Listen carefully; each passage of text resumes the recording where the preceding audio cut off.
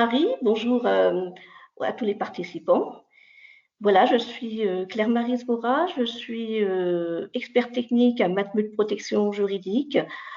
Ma fonction est d'encadrer c'est une fonction technique pour tous les sinistres de protection juridique qui concernent les professionnels. Donc, on est dans le plein cœur de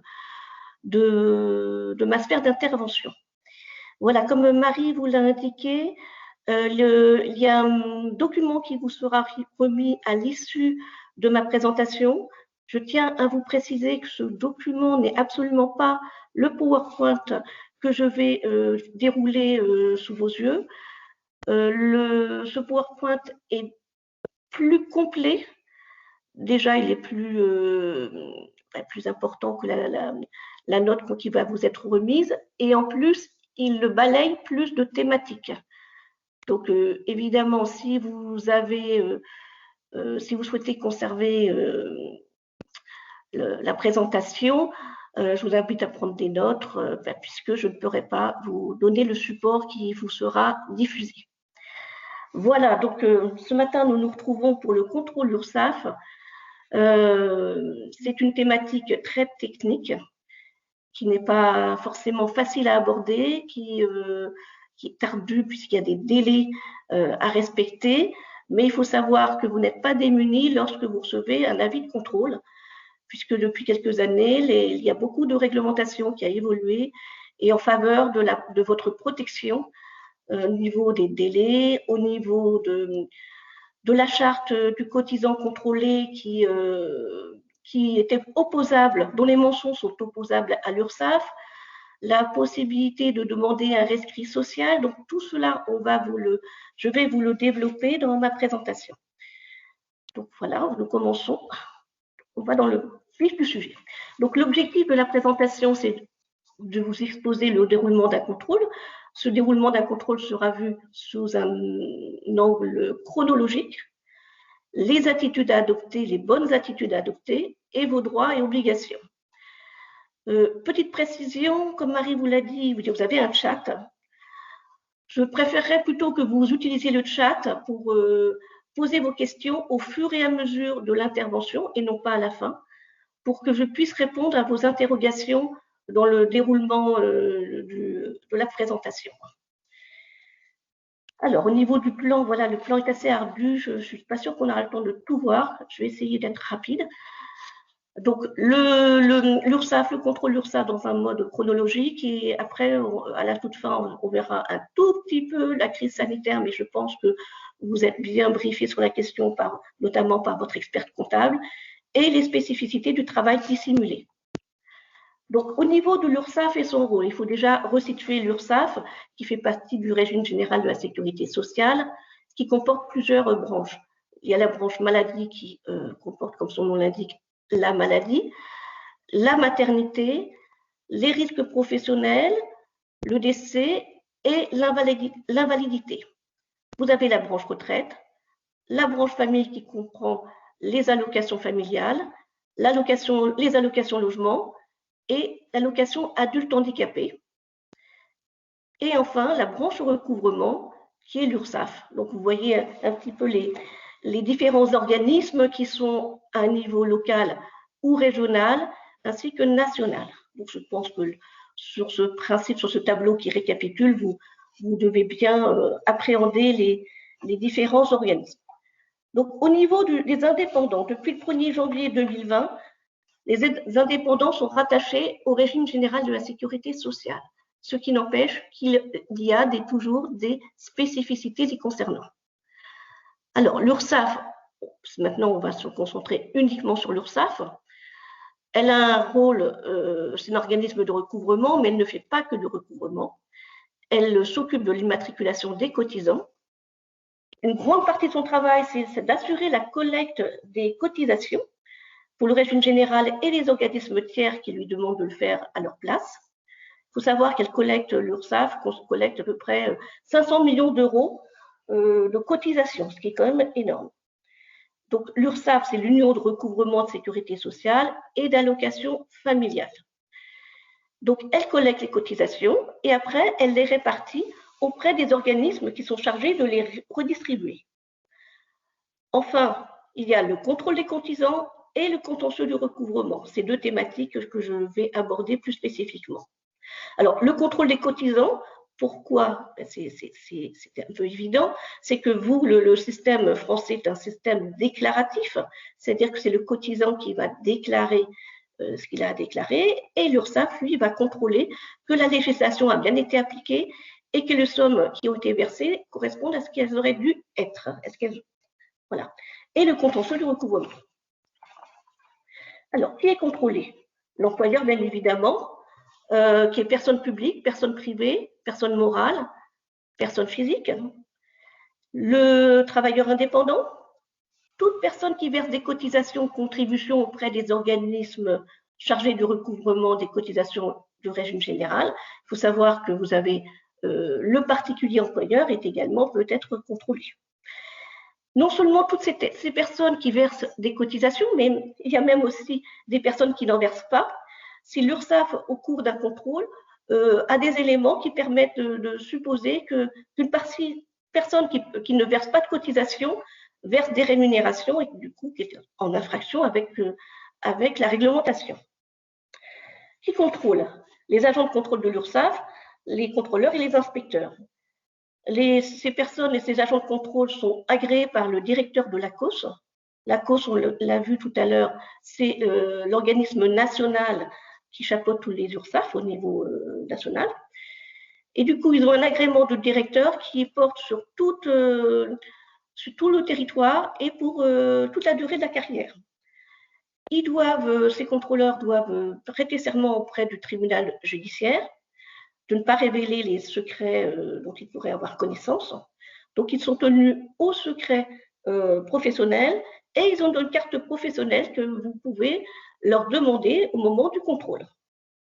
Alors, l'objet du contrôle, ce sont évidemment les cotisations sécurité sociale, la CSG, CRDS, forfait social, versement transport. Il y a aussi tout ce qui est les contributions assurance chômage, les cotisations Agir-Carco, les cotisations versées au FNAL, le Fonds national au logement, donc c'est très très vaste. Alors, le contrôle commence par l'envoi d'un avis de contrôle. C'est une obligation, sauf en cas de suspicion de travail dissimulé, bien évidemment, puisqu'en cas de travail dissimulé, l'URSSAF joue l'effet de surprise. Donc, c'est une obligation. Il faut savoir que cet avis de contrôle doit être envoyé 15 jours avant la date de la première visite de l'agent de contrôle. Ce délai de 15 jours est porté à 30 jours dans la charte du cotisant contrôlé. Pour l'instant, au niveau du Code de sécurité sociale, il est toujours marqué à 15 jours. Mais comme la charte du cotisant contrôlé, ces mentions sont opposables, sont opposables à l'URSSAF, du coup, vous pouvez vous prévaloir du délai de 30 jours. Le contenu de l'avis de contrôle porte sur la date des débuts de vérification, l'adresse électronique de la charte du cotisant contrôlé, sachant que vous pouvez demander cette charte et que l'URSSAF est obligée de vous l'adresser par courrier le cas échéant, elle ne peut pas s'y opposer. Aussi, l'avis de contrôle doit indiquer la possibilité d'assistance. Voilà, donc comme je vous l'indique, depuis le 1er janvier 2017, les dispositions contenues dans la charte sont opposables aux URSSAF. Voilà, donc cette charte est très importante. Alors, je vais vous la montrer. Vous pouvez la voir sur Internet très facilement. Alors, cette charte, elle est mise à jour très régulièrement. Voilà la dernière version qui date de février, je crois, 2020. Et du coup, tout ce qui est… Cette charte, c'est votre Bible, en fait. Elle vous expose tout le contrôle. Voilà. C'est un peu ce que je vais vous faire ce matin. Bon, tout n'est pas non plus mentionné, mais c'est quand même assez bien fait. Et voilà, du coup, c'est vraiment votre Bible. Lorsque vous recevrez l'avis de contrôle, vous n'êtes pas perdu, vous avez la charte. Donc, l'envoi de l'avis de contrôle vous est adressé.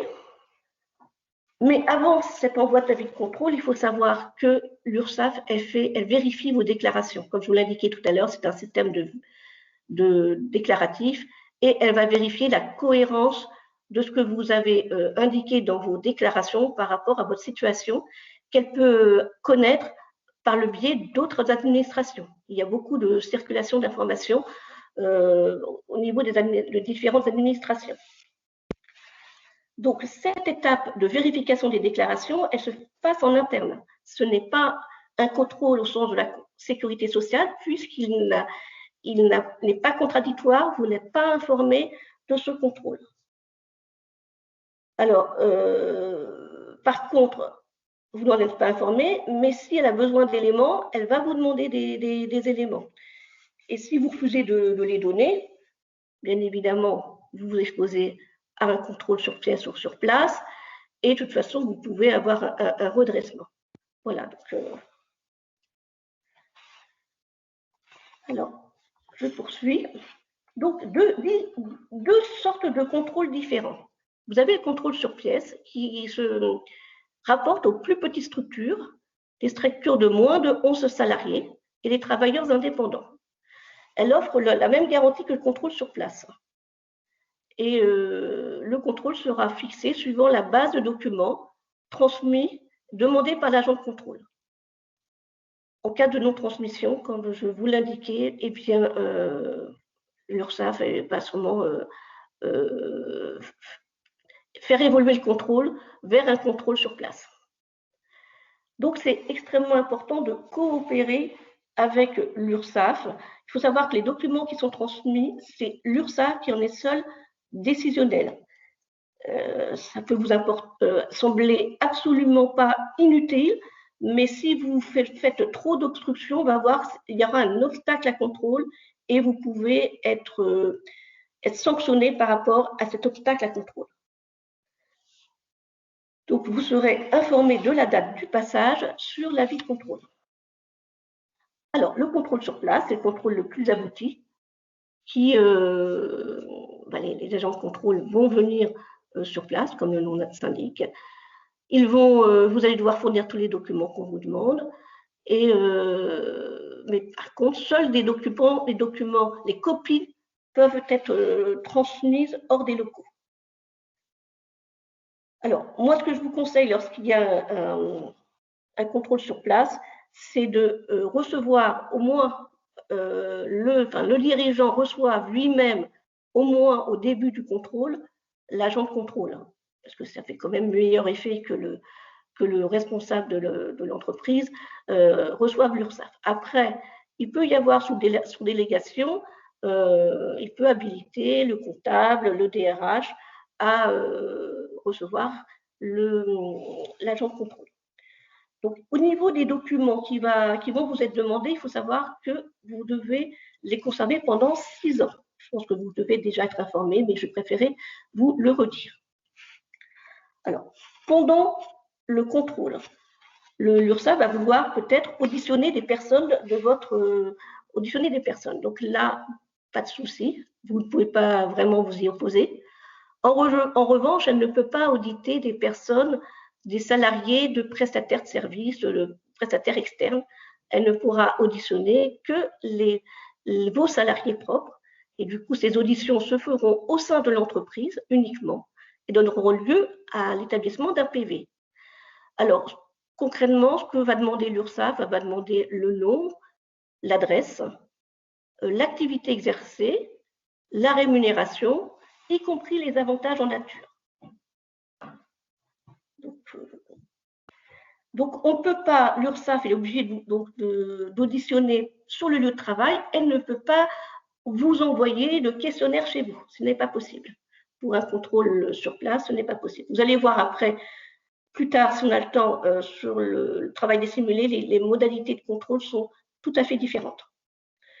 Alors, au niveau de la méthodologie, l'URSSAF peut vous proposer une méthodologie suivant échantillonnage et extrapolation. Ce procédé, c'est d'extraire une population représentative de la population que l'URSSAF souhaite contrôler, pour après, à partir de cet échantillon, extrapoler les résultats sur la population entière de votre entreprise qui se rapporte à la thématique contrôlée. Alors, il y a plusieurs phases à cette thématique. Si vous acceptez cette thématique, enfin, cette méthodologie peut être intéressante parce qu'elle peut éviter des lourdeurs et ça permet aussi d'alléger les délais de contrôle, hein, puisque quand vous avez un contrôle, vous n'avez pas forcément envie que l'URSSAF reste dans votre entreprise pendant X mois. Alors, ça allège les contraintes. Par contre, vous pouvez vous y opposer et vous avez 15 jours suivant la remise de descriptif expliquant la méthode. Si vous acceptez la méthodologie, vous serez associé aux différentes étapes du process. Alors, la période de contrôle, il faut savoir qu'il y a un délai de 3 ans. Les cotisations et contributions sociales se prescrivent par 3 ans à compter l'expiration de l'année civile au titre de laquelle elles sont dues. Concrètement, qu'est-ce que ça veut dire? Aujourd'hui, nous sommes en 2021.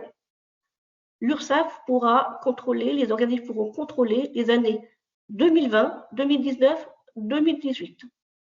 Alors, pour les travailleurs indépendants, la période est différente. Il faut se référer au 30 juin de la période à laquelle sont dues ces contributions et cotisations. C'est-à-dire, si aujourd'hui, 21 mai, l'URSSAF contrôle un travailleur indépendant, elle va contrôler les années 2019, 2018, 2017. Après le 30 juin 2021, elle pourra contrôler 2020, 2019, 2018. Donc, ce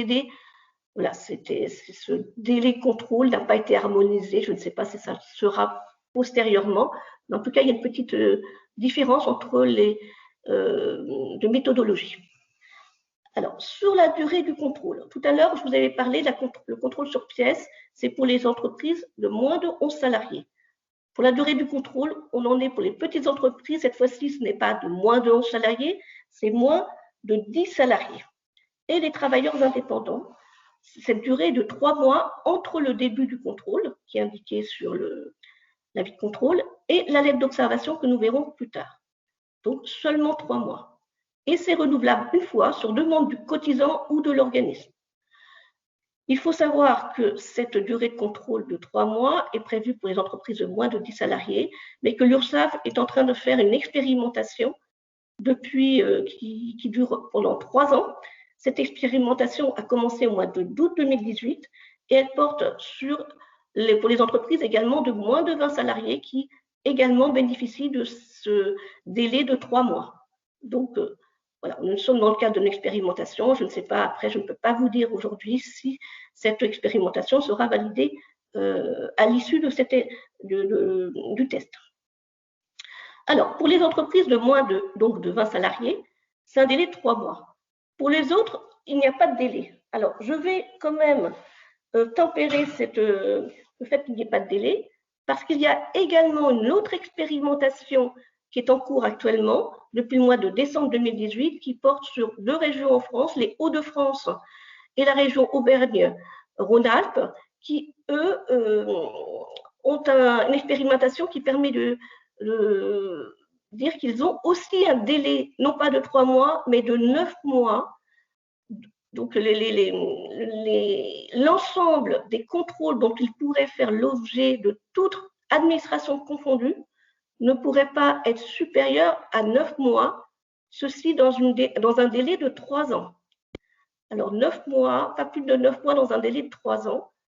Et pour des entreprises de moins de 250 salariés et qui ont un chiffre d'affaires de moins de 50 millions d'euros. Donc, pareil, je ne sais pas, peut-être que cette expérimentation sera étendue aux autres régions de France.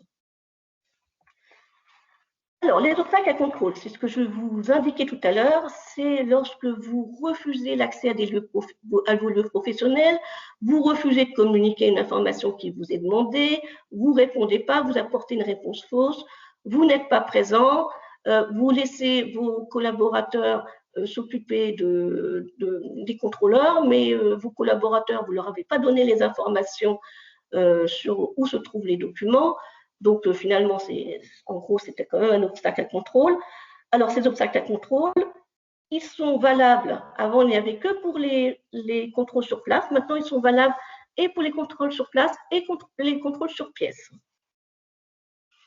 Donc, vous devez satisfaire la demande. Si vous ne satisfaisez pas à la demande, l'URSSAF va vous envoyer un mail, un courrier, que sais-je, qui va vous dire, voilà, je vous demande tel document, vous ne les avez pas adressés, merci de me les adresser dans tel délai. Si vous ne satisfaisez pas à cette injonction, eh bien, l'URSSAF va vous notifier après les faits reprochés et la pénalité envisagée. Vous pourrez faire alors état de vos observations dans un délai de 30 jours. Et la pénalité, vous pouvez faire part de vos observations dans un délai de 30 jours et l'URSSAF va vous répondre à vos observations.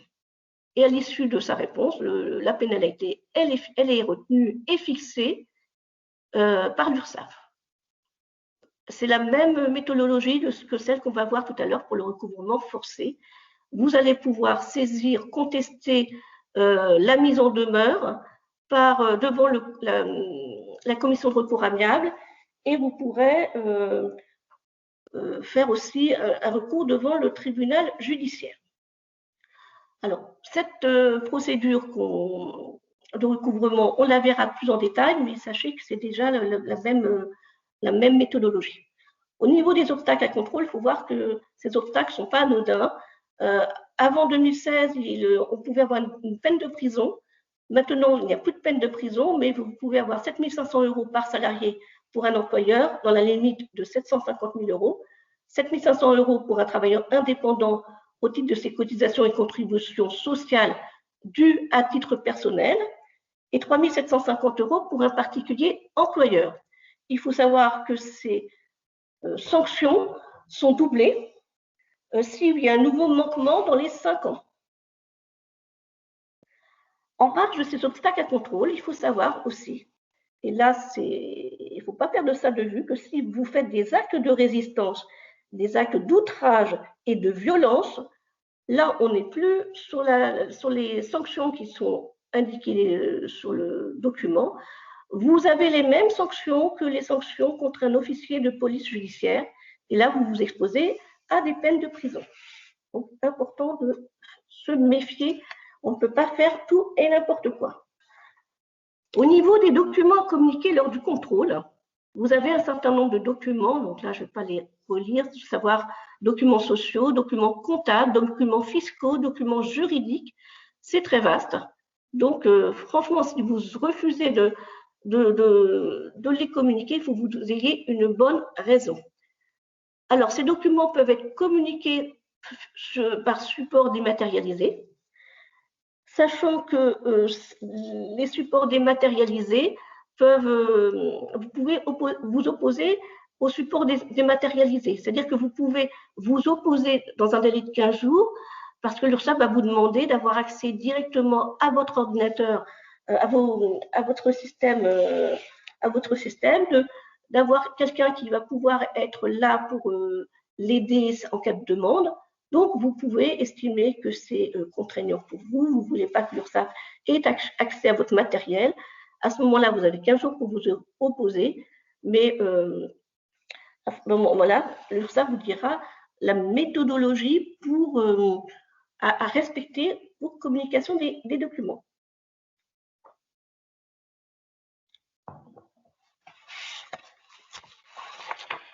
À l'issue du contrôle, donc, au moment où le contrôle se termine, l'agent de l'URSSAF va vous exposer verbalement ce qu'il a vu. Mais il va vous adresser une lettre d'observation. L'envoi de cette lettre d'observation ouvre la période contradictoire. Elle suspend les délais, tout délai. Pourquoi période contradictoire? Parce que c'est une période où vous allez pouvoir échanger avec l'URSSAF. Alors, il faut savoir que cette lettre d'observation, elle est faite au regard des éléments déclarés au moment de la date d'envoi de l'avis de contrôle. Donc, tous les autres documents qui auront été communiqués par la suite au moment de contrôle ne figureront pas, ces éléments-là, dans la lettre d'observation. à vous d'en faire état dans votre réponse. Alors, aucun délai de notification. Je tempère, puisque comme vous l'avez vu tout à l'heure, il y a un délai de 3 mois pour les petites entreprises de moins de 10 salariés et par extension moins 20 salariés compte tenu du test opéré actuellement. Cette lettre d'observation est envoyée par tout moyen permettant de rapporter la preuve de sa réception. C'est à l'URSSAF de rapporter la preuve que vous en avez bien été destinataire. Elle peut continuer à vous l'envoyer par courrier recommandé avec AR. Vous avez tout intérêt à aller signer l'AR. Ce n'est pas parce que vous signez l'AR que vous acceptez les redressements et c'est toujours mieux de savoir à quelle sauce vous allez être mangé puisque cette période-là est intéressante puisque vous pouvez faire débattre de vos arguments. Alors, cette lettre d'observation est très importante.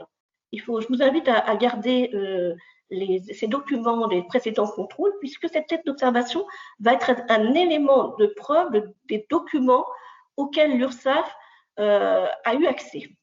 Si bien que si vous pouvez très bien leur dire après, attendez, vous avez eu accès à tel document. Marie, vous avez des éléments peut-être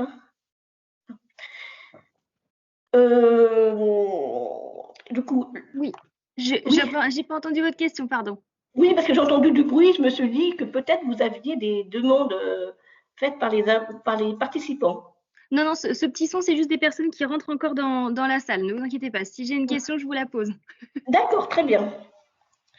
Donc, au niveau du contenu de la lettre d'observation, elle met l'objet du contrôle, elle met la période du contrôle, elle indique les documents qui ont été contrôlés, la date de fin de contrôle, la possibilité de nouveau d'être assisté, le délai pour contester la lettre d'observation, le montant des redressements envisagés.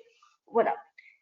Alors, sur le slide, il est indiqué souhait de modification des pratiques. Alors, moi, je ne mettrai pas véritablement souhait parce qu'il vaut mieux respecter les préconisations de l'URSSAF pour l'avenir. Je vous expliquerai plus tard pourquoi.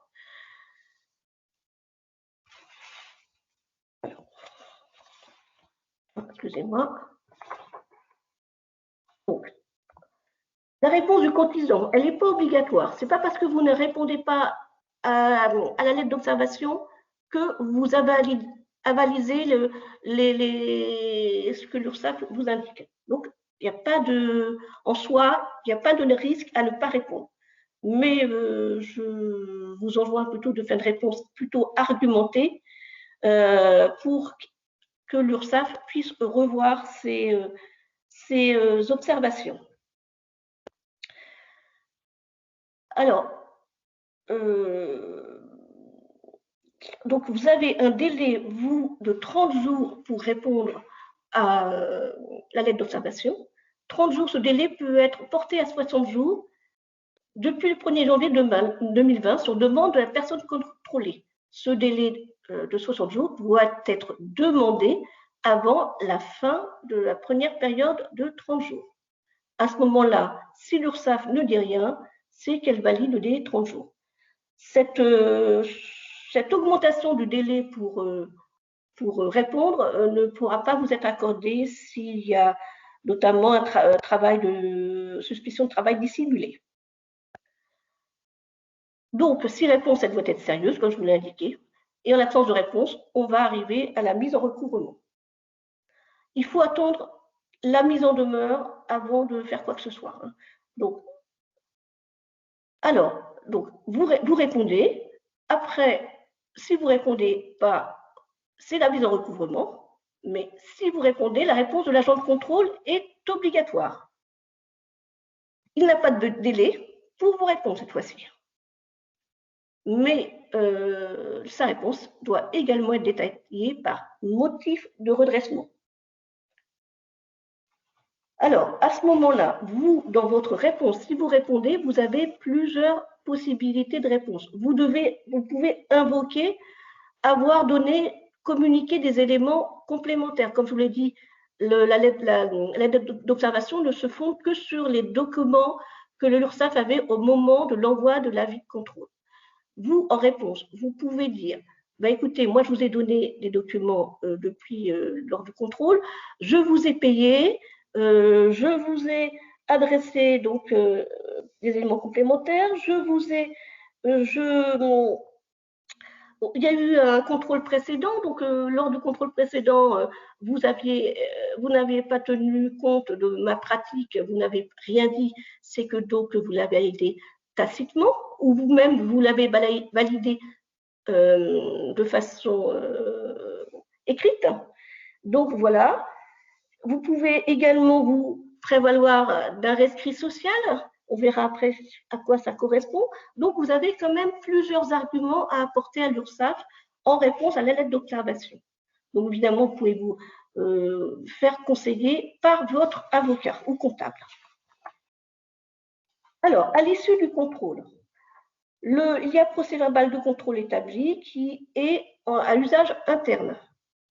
Il est destiné à informer l'autorité hiérarchique du contrôle. Donc, la transmission du PV n'a pas vocation à vous être transmise à vous. Vous ne pourrez l'obtenir d'ailleurs que pendant la phase judiciaire. Mais il faut savoir que lorsqu'il y a une phase judiciaire, intéressant d'avoir la communication du PV, parce que si le PV a été transmis avant la fin du délai d'observation, il y a nullité du contrôle, puisque on considérera à ce moment-là que l'URSSAF n'a pas respecté l'échange contradictoire. Il faut savoir que ce PV, comme je vous l'avais indiqué tout à l'heure, il y a une transmission entre administrations des documents. Donc les PV, évidemment, l'URSSAF va vous adresser le PV aux autres administrations. Alors, la suite du contrôle peut y avoir plusieurs choses. Soit il y a la notification d'un solde créditeur, à ce moment-là, c'est très bien pour vous, l'URSSAF va vous le rembourser dans un délai de 2 mois. Soit elle vous transmet des observations ne conduisant pas à un redressement, mais invitant une mise en conformité pour l'avenir, comme je vous le disais tout à l'heure. Et ces observations ne sont pas à prendre à la légère, puisque si vous ne respectez pas les préconisations de l'URSSAF, vous pouvez avoir une pénalité lors d'un contrôle postérieur avec une pénalité de 10% s'il y a un constat de réitération des mauvaises pratiques. Donc, si vous avez un nouveau contrôle dans les 6 ans avec une réitération des mauvaises pratiques, pénalité de 10%. Après, vous avez la mise en recouvrement si à l'issue du contrôle, si il y a des pénalités, un redressement qui est prévu par l'URSSAF. Alors, il faut savoir que l'URSSAF, elle est tenue d'engager ces opérations de recouvrement. Le début de l'opération de recouvrement, c'est la mise en demeure, en LRAR ou par tout moyen donnant date certaine de sa réception. Alors, la mise en demeure, elle indique les causes, les montants réclamés, les majorations et les pénalités. Donc, les pénalités, comme je vous l'ai dit tout à l'heure, ça peut être notamment les pénalités parce que vous n'êtes pas conformé aux préconisations de l'URSSAF, ou alors vous avez fait un obstacle à contrôle, ou alors il y a un abus de droit. Les majorations, ça peut être par rapport au délai de retard. Alors, il faut savoir qu'il y a la loi de 2018, les 10 août de 2018, qui a institué un droit à l'erreur et qui vous permet d'échapper à ces majorations dans certaines conditions. Mais c'est un peu trop long à vous exposer en détail. Alors, donc là, je vais vous montrer un schéma récapitulatif de ce qu'on vient de se dire déjà. Donc, le contrôle sur l'URSSAF commence par l'envoi d'un avis de contrôle, puis 30 jours après, début des investigations, contrôle sur pièce pour les moins de 11 salariés avec un délai de 3 mois, un délai de 3 mois pour les moins de 20 salariés, et contrôle sur place. Et vous avez une lettre d'observation Après la lettre d'observation, vous avez 30 jours pour répondre. Si vous voulez augmenter le délai, vous pouvez l'augmenter avant la fin du délai des 30 jours pour qu'il soit porté à 60 jours. Si vous répondez, l'URSSAF doit vous répondre automatiquement et toute cette période-là doit être entre la lettre d'observation, votre réponse et la réponse de l'URSSAF après, c'est la période contradictoire et la mise en demeure qui va suivre doit être envoyée après cette période contradictoire. Si la mise en demeure est envoyée avant, ce n'est pas valable. Donc après, on verra transmission du PV à l'URSSAF, notification d'un solde créditeur, observation pour mise en conformité, mise en recouvrement. Donc, sincèrement, si vous avez des questions à poser, c'est le moment pour que vous fixiez bien les choses. Avis de contrôle, investigation, lettre d'observation, réponse des deux parties, c'est-à-dire vous et la réponse de l'URSSAF. Et après, une fois que la période contradictoire est terminée, c'est la mise en demeure. Alors, je reviens sur la mise en demeure. Marie, toujours rien comme aucune question? Donc, la mise en demeure. Non, toujours aucune question. Il y a encore quelques personnes qui rentrent dans la salle. Donc, c'est ça les petits sons que vous entendez. S'il y a des questions, je me permettrai de vous couper et de vous les lire. D'accord. Donc, au niveau de la mise en demeure préalable, cette mise en demeure, il faut savoir, elle interrompt la prescription de 3 ans que nous avons vue tout à l'heure. C'est-à-dire cette prescription de 3 ans qui permet à l'URSSAF de récupérer les cotisations qui sont dues. Donc, c'est la mise en demeure interrompt la prescription. Elle est obligatoire. Vous avez 1 mois pour régulariser et 2 mois pour contester devant la commission de recours amiable. Alors, cette mise en demeure doit préciser un certain nombre de choses. Je vais vous montrer ça. J'avais oublié de vous montrer Là, vous avez un modèle de lettre d'observation. Ici, c'est toujours un peu sur le même typologie. Voilà, ça c'est la lettre d'observation que vous avez après le contrôle. Et voilà. Donc là, ce modèle-là, j'ai évidemment barré toutes les indications personnelles. Il faut savoir que cette personne-là avait 2 structures.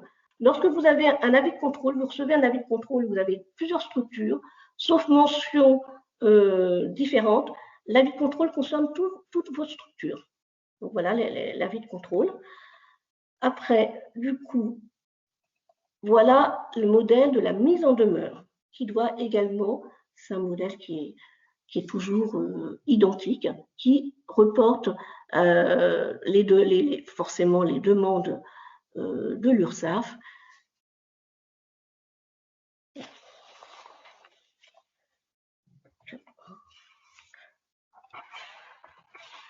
Alors, une fois la mise en demeure passée, on va voir tout à l'heure, vous avez 2 mois pour faire la saisine de la commission de recours amiable et parallèlement, l'URSSAF peut d'ores et déjà vous adresser une contrainte et la peut être délivrée même si la commission de recours amiable est saisie. Donc, elle est signifiée au débiteur par acte d'huissier ou par tout moyen permettant de rapporter la preuve de sa réception. Cette contrainte doit être signifiée obligatoirement par l'URSSAF dans un délai de 3 ans. C'est toujours un délai de 3 ans, mais ce n'est pas le champ d'action. Ce délai de 3 ans doit être le délai qui doit courir 1 mois après la mise en demeure, c'est-à-dire le délai d'1 mois que vous devez avoir pour payer. Et du coup, ce délai de 3 ans part à partir de la fin de ce délai de 30 jours et elle a 3 ans pour vous signifier une contrainte. Donc, la contrainte, je vais vous montrer cela. Voilà un modèle de contrainte. Je suis désolée, ce n'est pas très bien, mais ça vous donne un peu le formalisme de la contrainte. Donc, vous devez avoir la référence de la contrainte, ainsi, le montant que vous devez régler.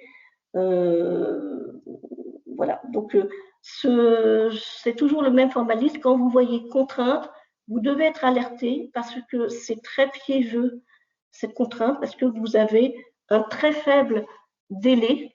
Vous n'avez qu'un délai que de 15 jours pour faire opposition. Donc, c'est très rapide. C'est très rapide ce délai pour faire opposition.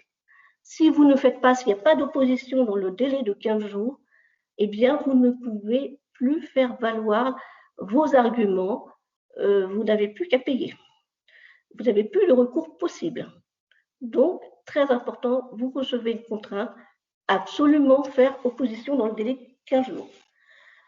Il faut savoir que si la contrainte n'a pas fait l'objet d'un recours de votre part, le délai d'exécution de la contrainte définitive est de 3 ans, encore une fois. Les difficultés d'exécution de la contrainte doivent être soumises au juge de l'exécution. Alors, le recours contre la contrainte, donc délai de 15 jours, se fait devant le pôle social du tribunal judiciaire. C'est ex-tribunal de grande instance et ex-avant tribunal des affaires de sécurité sociale. Nous avons changé des juridictions en peu de temps, donc c'était le TAS. Maintenant, après, ça a été le tribunal de grande instance, pôle social, et maintenant, c'est le pôle social du tribunal judiciaire. Donc, il faut absolument que vous fassiez opposition dans le délai de 15 jours, et votre opposition doit être motivée. C'est-à-dire que si elle n'est pas motivée, non seulement vous pouvez avoir des sanctions pour recours abusif ou dilatoire, et en plus, le tribunal judiciaire ne va pas en prendre compte, ne va pas la prendre en compte parce qu'elle ne sera pas argumentée. Alors, la contrainte, vous ne pouvez pas vous servir de la contrainte pour contester le bien fondé d'une décision de la commission de recours amiable qui est devenue définitive. Il faut vraiment que vous fassiez tout comme il faut. Parce que vous vous dites, tiens, ben, il y a eu la jurisprudence qui avait indiqué avant qu'on pouvait, si on n'avait pas contesté alors, si, il y avait la jurisprudence a toujours dit qu'on pouvait, qu'on devait contester devant le tribunal judiciaire une décision de la commission de recours amiable devenue définitive. Par contre, antérieurement, il y avait de la jurisprudence qui disait qu'on pouvait ne pas saisir la commission de recours amiable et à ce moment-là, on pouvait seulement faire opposition à la contrainte et que ça pourrait ne pas être reproché aux cotisants. Cette jurisprudence me paraît être difficile à vous conseiller actuellement, puisqu'il y a eu un arrêt de la Cour de cassation qui semble revenir sur cette jurisprudence antérieure. Et du coup, il vaut mieux, une fois que vous recevez la mise en demeure, contester dans les formes devant la commission de recours amiable. Donc, la décision rendue sur opposition par le tribunal judiciaire, elle est susceptible d'appel si l'enjeu du litige est de plus de 5 000 €. Et sinon, c'est tombé en cassation dans un délai de 2 mois si l'enjeu est de moins de 5 000 €. Sauf pour les litiges relatifs à la CSG et la CRDS, que ce soit plus ou moins de 5 000 €, vous pouvez faire appel de la décision. Mais même si vous faites un recours devant le tribunal judiciaire, la décision est exécutoire à titre provisoire, c'est-à-dire que vous devez régler, quoi qu'il en soit. Voilà, j'espère que c'est clair parce que c'est. Alors, petit schéma encore. Alors, ce schéma n'est plus vraiment d'actualité parce que il tenait compte de la jurisprudence que je vous ai indiquée tout à l'heure, c'est-à-dire vous avez une mise en demeure, pendant 1 mois, vous devez payer. vous ne saisissez pas la commission de recours amiable, pendant un mois, vous ne faites rien, vous attendez la contrainte et vous faites opposition à la contrainte devant le tribunal judiciaire. Soit deuxième optique, vous avez toujours un mois pour régler, mais vous saisissez la commission de recours amiable dans les délais de 2 mois qui vous est imparti, sachant que vous avez 2 mois pour saisir la commission de recours amiable, mais que la contrainte peut vous être délivrée un mois après la notification de la mise en demeure. Donc, toujours piégeux, dès que vous recevez une contrainte, même si vous avez saisi la commission de recours amiable, vous faites opposition à la contrainte. Quoi qu'il en soit, il faut toujours faire opposition à la contrainte. Donc, saisine de la commission de recours amiable, on va voir postérieurement comment ça se présente. Alors, l'action civile, on a vu tout de suite que c'était par le biais de la contrainte, mais vous avez une possibilité d'une action pénale. Alors, cette action pénale, l'interruption de la prescription est la même que pour la contrainte, c'est-à-dire l'action pénale doit être engagée dans les 3 ans qui suivent, le délai est suivant le délai d'1 mois de la mise en demeure, l'expiration de la mise en demeure. Ça, c'est le départ de l'action pénale, du délai d'action pénale. Alors, cette action pénale, elle peut être engagée contre tout cotisant qui ne s'est pas conformé aux prescriptions de la législation de sécurité sociale. Et elle peut même être engagée si l'employeur a procédé au règlement des cotisations. Il faut savoir que l'action pénale, elle a un double effet. Elle peut vous sanctionner par rapport pénalement. Et elle peut également, par ce biais, l'URSSAF peut se constituer partie civile et peut obtenir règlement des cotisations qui sont dues. Au niveau du jugement pénal, il faut savoir que vous avez 10 jours suivant le prononcé pour faire appel. Donc, des délais très courts. La contrainte, c'est 15 jours. La décision pénale, c'est 10 jours. Quelques exemples de sanctions pénales. Je passe rapidement parce que le temps passe. Alors, au niveau des voies de recours, je vous ai parlé tout à l'heure de la commission de recours amiable. Donc, lorsque vous recevez la mise en demeure, on va vous expliquer que vous pouvez saisir la commission de recours amiable dans un délai de 2 mois suivant sa notification. Alors, il faut savoir que vous saisissez la commission de recours amiable et la commission de recours amiable doit rendre sa décision dans un délai de 2 mois à compter de la réception.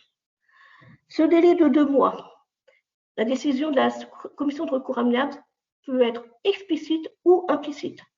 Soit la commission de recours amiable répond dans le délai de 2 mois, vous avez 2 mois à compter de la réponse de la commission de recours amiable pour saisir le tribunal judiciaire, soit garde de silence.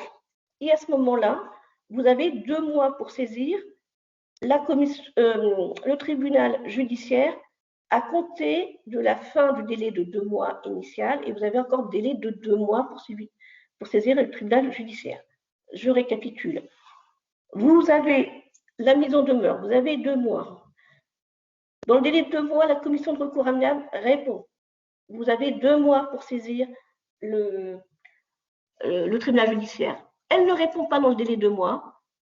Vous avez 4 mois pour saisir le tribunal judiciaire à compter de la mise en demeure. Donc 2 mois plus 2 mois, ça fait 4 mois. Donc vous devez, quand vous répondez à la mise en demeure, saisissez la commission de recours amiable, soit vous saisissez le pôle social. Je vous conseille bien évidemment de le faire par courrier recommandé avec AR et de garder évidemment un double de tous vos envois, lettres d'observation, tous les éléments. Je vous invite vivement à conserver tous ces éléments. Alors, au-delà de cette commission de recours amiable, il y a différentes possibilités d'avoir des recours, des alternatives pour vous défendre. Vous avez la médiation. Alors, la médiation suppose déjà que vous avez fait une démarche amiable auprès de l'URSSAF, mais qu'un contentieux ne soit pas en cours. Donc là, à ce moment-là, vous allez sur le site de l'URSSAF, vous allez trouver le médiateur de l'URSSAF, vous pouvez le saisir par un document qui est accessible sur le site de l'URSSAF. Il faut savoir que le médiateur est indépendant, que la procédure est confidentielle, mais que l'avis du médiateur n'est pas contraignant.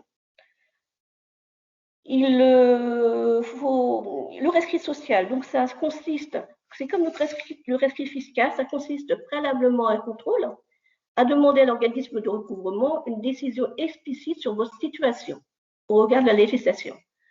Cette demande elle est possible à tout moment tant que l'avis de contrôle n'a pas été notifié. Bien évidemment, ce n'est pas au moment où vous allez savoir que vous allez être contrôlé qu'il faut se réveiller pour demander comment vous devez procéder.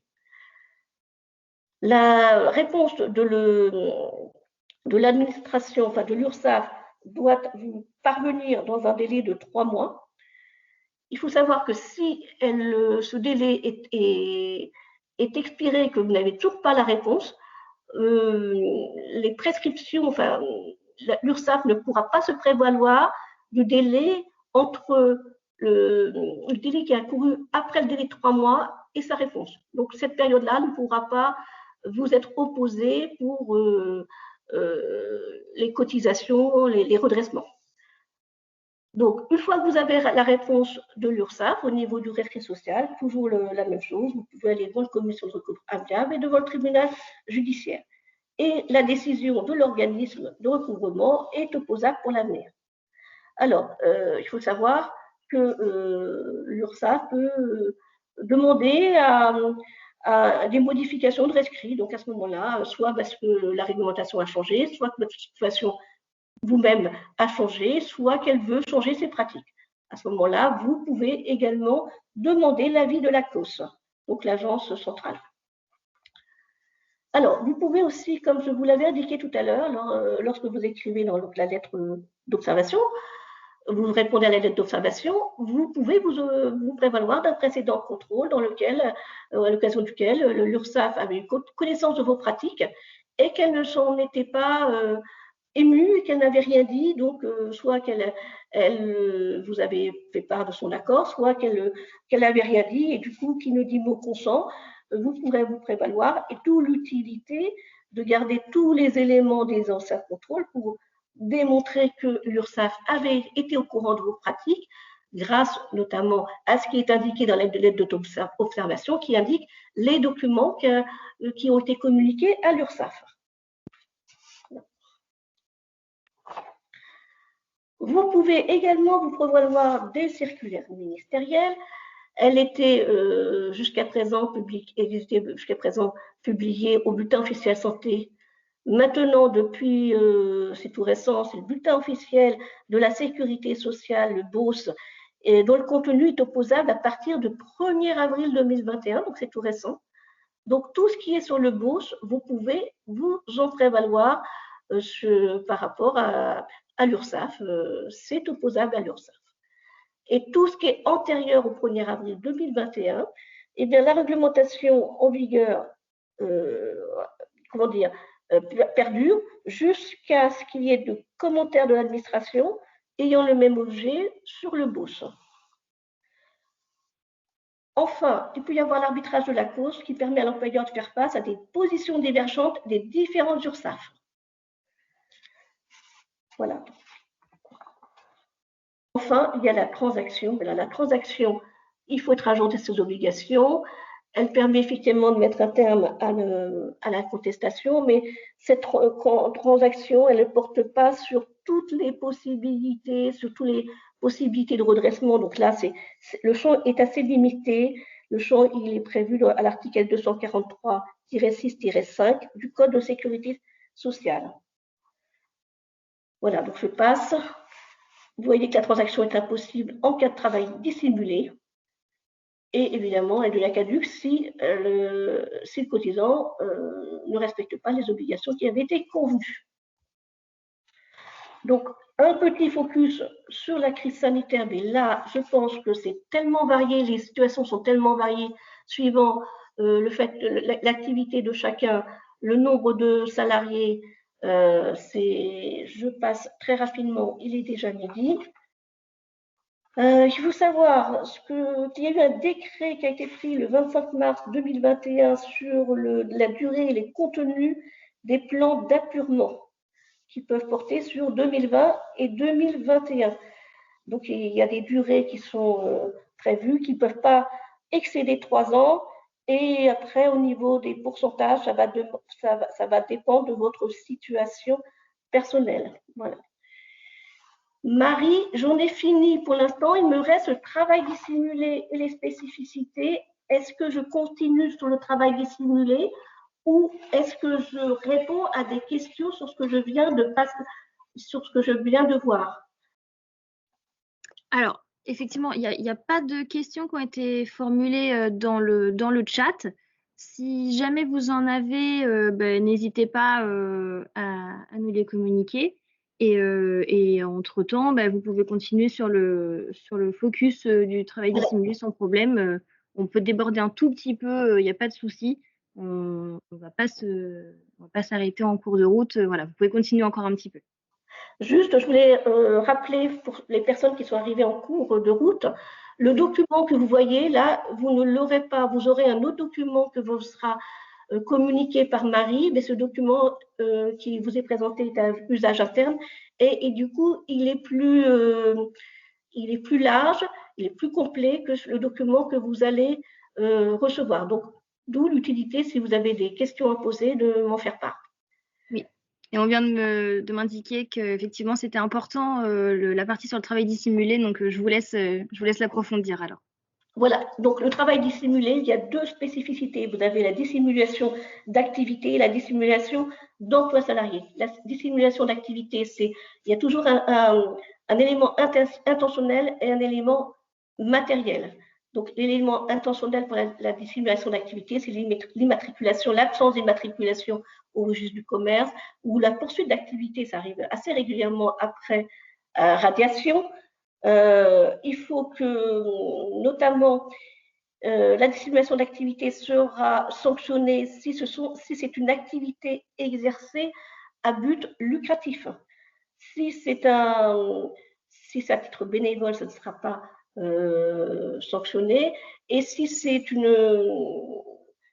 dans un cadre de l'urgence, vous ne serez pas sanctionné. En cas d'urgence, il n'y a pas de sanction. Alors, la dissimulation d'activité, ça peut être également l'exercice d'une activité totalement différente de celle que vous avez indiquée, soit qu'elle soit totalement différente, soit même partiellement différente. Vous pouvez avoir une activité qui est déclarée normalement, et vous avez une activité secondaire qui n'est pas déclarée, et là, vous pouvez donc être condamné pour travail dissimulé, dissimulation d'activité, excusez-moi, si vous avez une activité autre qui n'est pas déclarée. Au niveau de la dissimulation d'emploi salarié, donc ça peut être soustraction intentionnelle à la déclaration préalable à l'embauche, à la délivrance d'un bulletin de paye, des erreurs sur les heures accomplies, travail au noir. Il faut savoir que c'est l'auteur du délit qui va être sanctionné. Et du coup que la prescription de l'action publique est de 6 ans à compter du jour où la relation de travail prend fin. Donc ça, c'est important, que la dissimulation d'emploi salarié, vous avez cette épée de Damoclès de 6 ans à partir du moment où la relation de travail prend fin. Alors, je vais assez vite parce que je ne vais pas déborder de trop. Qui contrôle les agents des différents organismes, pas seulement l'URSSAF, tout type d'organisme, inspection du travail, douane, l'URSSAF, tout le monde peut, et tout le monde évidemment s'échange les informations. Vous n'avez pas d'avis de contrôle pour l'effet de surprise, comme je vous l'avais indiqué tout à l'heure, pas de durée maximum comme pour le contrôle normal, entre guillemets. Au niveau de la prescription, ce n'est pas un délai, au niveau des cotisations, ce n'est pas un délai de 3 ans, comme je l'ai indiqué, pour cotisation normale. Pour tout ce qui est travail dissimulé, c'est un délai de 5 ans. Au niveau de l'audition des personnes, les modalités sont beaucoup plus larges. Ce n'est pas uniquement dans l'entreprise. Ce n'est pas seulement toute personne rémunérée, c'est toute personne rémunérée ou susceptible de fournir des informations utiles peuvent être entendues. En revanche, il faut que la personne entendue ait donné son consentement. Le consentement, il faut savoir que le consentement, il va y avoir un PV qui sera établi à la suite de cette audition. Le simple fait de signer ce PV vaut consentement. Donc, ne pas signer si vous ne voulez absolument pas que votre audition soit produite et soit fait état après. Au niveau des mesures conservatoires, eh bien maintenant, depuis le 28 septembre 2017, l'URSSAF peut prendre des mesures conservatoires sans solliciter le tribunal en amont. Parce que normalement, lorsqu'on prend une mesure conservatoire, il faut demander l'accord du juge de l'exécution. Là, ce n'est plus obligatoire. Du coup, un document qui va constater le travail dissimulé va être adressé aux cotisants. Et à réception, vous devez communiquer des éléments justifiant de garantie couvrant le montant évalué dans le document. Si vous ne donnez pas de garantie, eh bien, le directeur de l'URSSAF peut procéder à une ou plusieurs mesures conservatoires, notamment sur vos comptes bancaires. Voilà, alors les mesures conservatoires doivent être prises dans les 3 mois à compter de la décision de l'URSSAF et la mise en demeure doit être effectuée dans les 4 mois qui suivent l'exécution des mesures conservatoires. Donc, contestation aussi donc, de la mesure devant le juge de l'exécution. Au niveau du redressement, eh bien, le redressement au niveau du travail dissimulé, c'est au réel ou forfaitaire. Tout dépend des éléments qu'a l'URSSAF. Si elle n'a pas beaucoup d'éléments, elle va le faire forfaitairement. Il y aura une majoration de 25% qui est portée à 40% en cas d'infraction en bande organisée, l'emploi d'un mineur soumis à l'obligation scolaire, l'emploi de personnes dont la vulnérabilité ou l'état de dépendance sont apparents ou connus de l'auteur. Bon, bonne nouvelle dans l'histoire, c'est que les majorations peuvent être réduites de 10 points en cas de 10%, en cas de paiement dans les 30 jours. Mais en cas de nouvelle constatation de travail dissimulé dans les 5 ans, le taux de 25% est porté à 45% et le taux de 40% est porté à 60%. Voilà, c'est un peu... Au niveau, en plus, vous avez d'autres sanctions au niveau du travail dissimulé. Vous, évidemment, vous devez payer les cotisations sociales et les majorations et les pénalités. Mais par contre, les exonérations dont vous bénéficiez sont annulées. Vous avez une suppression des aides publiques qui peuvent aller jusqu'à 5 ans. Et on peut vous demander de rembourser les aides publiques qui vous ont été versées dans les 12 derniers mois. Vous vous exposez à une fermeture administrative d'un maximum temporaire, fermeture administrative temporaire à un maximum de 3 mois. Et au niveau des contrats administratifs, c'est maximum 6 mois. Au niveau des sanctions pénales, c'est 3 ans de prison et 45 000 € d'amende. Et 225 000 € pour une société. Voilà. Et pour 6 mineurs ou personnes vulnérables, c'est 5 ans ou 75 000 € d'amende. Donc là, nous en avons fini. Je suis désolée, j'ai un peu couru sur la fin de mon exposé. Souvent, j'ai un délai plus important pour faire la présentation et je m'excuse, ça a été très rapide. Alors moi, je reste à l'écoute de vos observations ou vos questions. N'hésitez pas, hein, si vous avez des questions ou des remarques, quelque chose qui n'a pas été clair pour vous. Ça a été une présentation très dense. Il y a beaucoup de délais, de méthodologie. Oui. Voilà, c'est ça, il faut pas se prendre le tapis. Mais alors, je reviendrai, s'il y a quelque chose à retenir, c'est que franchement, il faut faire très attention. Lorsque vous recevez une mise en demeure, saisissez la commission de recours amiable dans les 2 mois. Si vous recevez une contrainte, faites opposition dans le délai de 15 jours. Ça, c'est pour vous prémunir de toute difficulté. Sinon, si vous ne respectez pas les délais de recours, vous n'avez plus de possibilité de contestation. Et une fois que vous avez saisi la commission de recours amiable, si vous avez une réponse négative ou si vous n'avez pas de réponse, il faut absolument saisir le tribunal judiciaire. Tout ça, si vous ne respectez pas le process, vous vous exposez à l'absence de recours et à devoir régler toutes les pénalités, les sanctions qu'on vous a, que l'URSSAF auquel vous avez été condamné par l'URSSAF. Mais voilà, mais vous avez quand même des moyens donc, pour pouvoir répondre et pour pouvoir. Mais le tout, il peut-être vous faire aider effectivement par votre avocat, votre assureur de protection juridique, hein, puisque nous-mêmes, nous proposons une garantie URSSAF. Et voilà, donc c'est extrêmement important. Vous avez toute une caisse à outils sur laquelle vous pouvez jouer pour pouvoir vous opposer aux demandes de l'URSSAF. Et le tout est de bien les utiliser et de bien conserver tous les éléments du précédent contrôle pour démontrer que la situation était déjà connue de l'URSSAF. Alors, il y a une question qui vient d'arriver dans le chat, Claire-Marie. Ouais. Y a-t-il des sujets en particulier où il y a possibilité de médiation avec l'URSSAF? Ah ben, comme je vous l'ai dit, la médiation, il faut juste avoir une démarche amiable avec l'URSSAF. Vous n'avez pas de réponse ou alors vous avez une réponse qui n'est pas satisfaisante, vous saisissez le médiateur. Moi, je n'ai pas connaissance à ce stade que le médiateur est un champ restrictif au niveau. De toute façon, s'il n'est pas habilité, il vous le dira, le médiateur. Mais à ce stade, je n'ai pas connaissance que le médiateur ne soit pas compétent.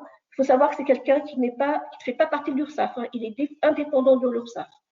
Donc, vous pouvez le saisir sur le site de l'URSSAF, mais c'est quelqu'un d'indépendant. Par contre, comme je le disais tout à l'heure, son avis est absolument pas contraignant pour l'URSSAF. Donc, voilà, ça suspend les délais, mais si une fois que le médiateur a communiqué son avis, ses recommandations, que l'URSSAF n'est pas d'accord, eh bien, il n'y a aucun caractère contraignant de l'avis du médiateur. Par contre, c'est confidentiel. Il faut savoir que c'est confidentiel. Tout ce que vous dites au médiateur, c'est confidentiel. Très bien. Ben, merci beaucoup. Oui. Alors, j'espère que j'ai été claire, parce que je sais que c'est quelque chose qui, surtout quand on le fait très rapidement, c'est toujours difficile parce que c'est une matière très dense.